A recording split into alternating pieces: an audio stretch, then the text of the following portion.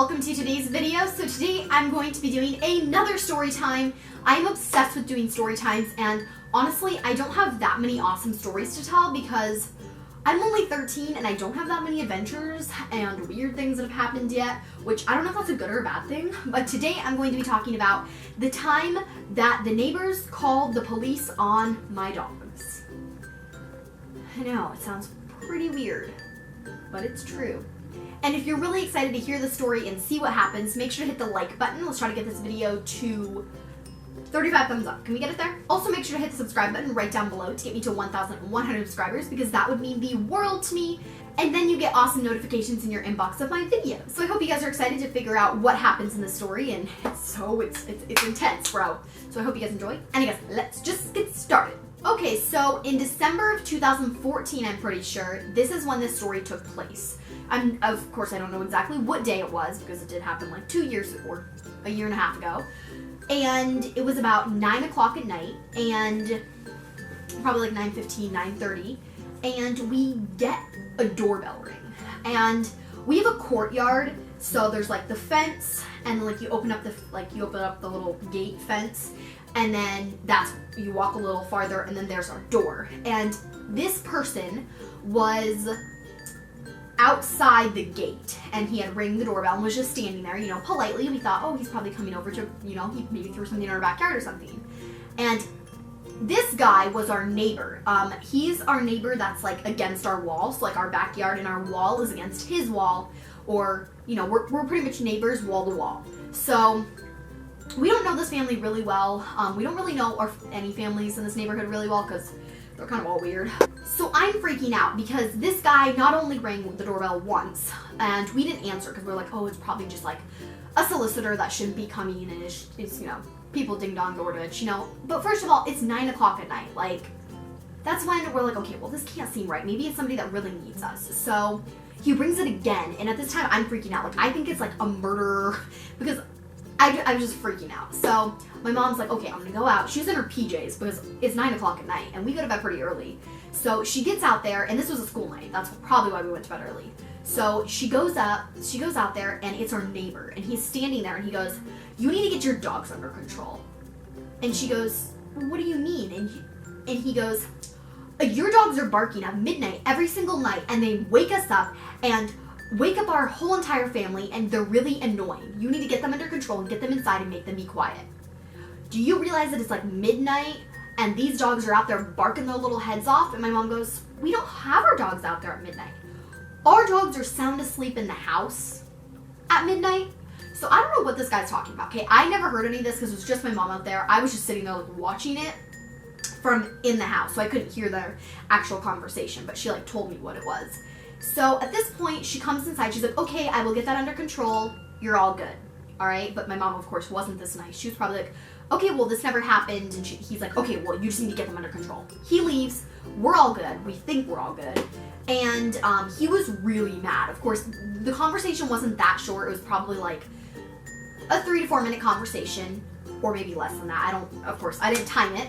But he leaves, goes back to his house. We're all good. We get there. My mom, of course, calls my dad, and she's like, okay, our neighbor just came up to our house and said that our dog wake them up every single night at midnight, telling them the whole story. I think my dad was out like with his friends at a restaurant or something at the time, and he was like, okay, well, I'm gonna go over to his house. Because of course we knew where he lives.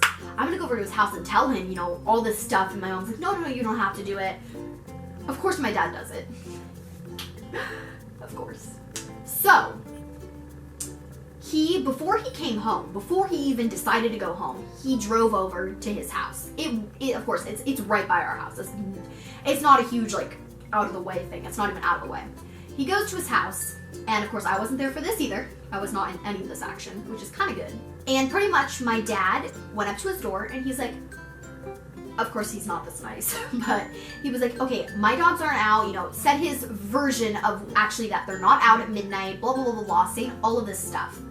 And they must have been really, really loud because our neighbors across the street from that mean guy that came out and complained, the neighbors across their street could hear them and were watching them. So I'm not sure how loud it was, but mind you, the guy that came up and was all mean, His house is over there. He's not buff, okay? He's like a skinny man compared to my dad. I'm not saying that my dad's fat. I'm just saying he's like a lot more buffer than this guy, you know? And he goes, after all this goes down, the guy that over at that house, we'll call him Bob for right now. Bob was like, "Get off my property. I'm gonna fight you." You know? And my dad's like, "Okay, I'll fight you all you want," okay? Because again, my dad's like way buffer. And he's like, "Okay, well, get off my property first." And he's like, my dad was standing off of his property, was on the concrete.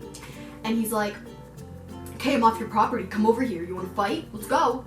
And at this point, they never fought, okay, of course. They're like grown adults.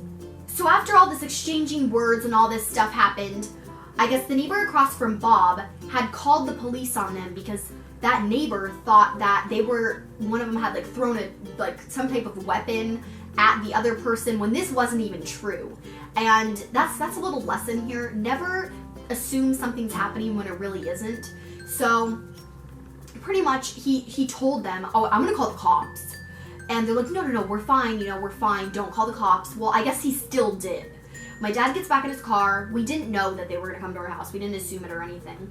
So we all go back to our normal lives. I was kind of scared because he told my mom that the neighbors had called the cops, and I was like freaking out. And I was looking out my window constantly and looking like there's no cops. I think we're good. Comes to around 10 o'clock. We all lay down. My dad is like all feisty, and we're all laying down. He goes, "Okay, good night, Pee-Pee," which is my nickname. I don't know, just reveal it. But he's getting ready to kiss me goodnight, and my blinds were closed at the time. We both go look out, and there is a cop car sitting in front of our house. Oh, my heart just broke. I've never experienced this, and I freaked out, okay? Mind you, this story was about a dog. It's not like we're gonna get in trouble, and we're just not going to. But of course, I was still freaking out because it's cops, So my dad goes out there, and I was out there with the Shih Tzus. Okay, I forgot to say, our dogs are Shih Tzus. They're like little tiny things that don't even bark loud in the first place. Second of all, they're not out there at midnight. So, I'm sitting there holding them, and the police are like, "Are those the dogs that Bob was talking to you and yelling at you about?" And we're like, "Yeah, these are Shih Tzus." And the police just start laughing. The cops just start laughing. I think there was like 2 of them, and they were just sitting there laughing. Of course, a police or a cop has to write down our information. It's like prime of them to do it. Like, they have to do it. So, of course, they had to write down all of our information and all this. They got all our information. Of course, we did not get anything wrong with us. I mean, there's not a big deal. This guy was just a little psycho. And the police left, and they went over to Bob's house, I think, did the same thing, exchanged words and everything. I don't think he got in trouble or anything either. But just like that, we did have to tell the police that this wasn't true, this didn't happen and everything, and we were all good. But let me tell you, that guy is not as creepy today. I don't know if maybe he was drinking or something that day, because he isn't like that, I don't think.